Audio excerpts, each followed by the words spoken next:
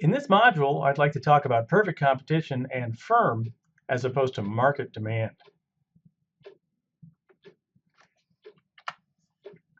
Now, our bigger goal in this module and the next couple is to explain how much it is that a competitive firm produces by combining basically three ingredients. First, the firm demand curve. Next, the firm cost structure. And then finally, the idea of profit maximization. And these things together are going to give us the theory of competitive supply. That's where we're headed in the next few videos.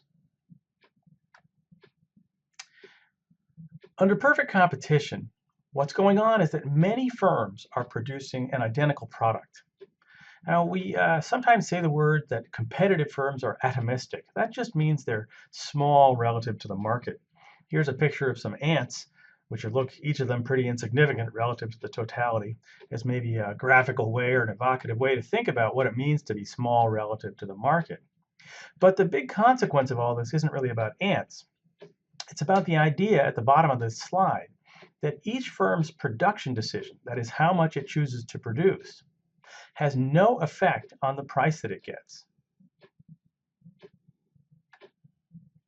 Now, this is kind of weird because we know from the earlier part of this course that market demand is downward sloping. And here we see an example of a downward sloping market demand curve. If the quantity were to be higher and the market were to clear, the price would have to be lower.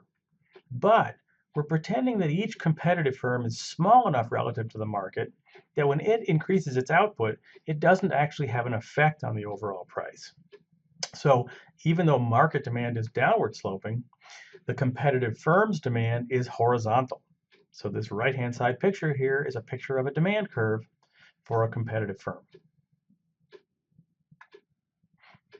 Another way we can talk about this is by saying that a competitive firm is a price taker and that its demand curve is perfectly elastic. Here again is a picture of a demand curve at a competitive firm, and the elasticity here is infinite. It's perfectly elastic. As a result, the revenue at a competitive firm is just the price, which is a constant as far as it's concerned, because again, no matter how much it produces, it gets the same price per unit. So its revenue is the price times Q, the quantity that it chooses to produce. Let's introduce the idea of marginal revenue. Marginal revenue is the additional revenue obtained from selling an additional unit of output. Just to see this really clearly, let's just cook up an example where the price is $5 per unit. So this table shows the quantities 1, 2, 3 and the associated revenue. So for example, if I were to sell 1 unit at $5 per unit, my revenue would be 5. And my marginal revenue, that is the additional revenue I got from selling the 1 relative to 0, is also 5. If I were instead to sell 2 units of output, quantity of 2, the revenue would be 2 times 5, or 10.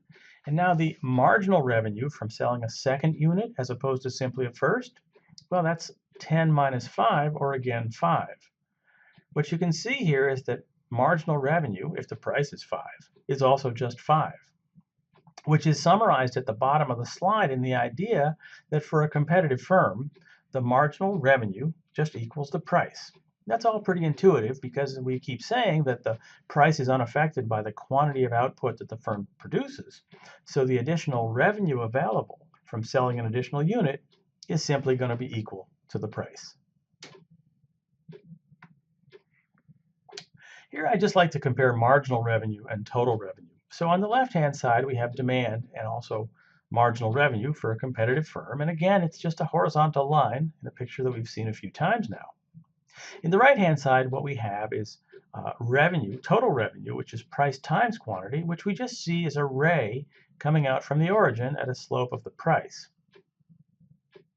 But the big takeaway here is that for a competitive firm, the marginal revenue is just equal to the price.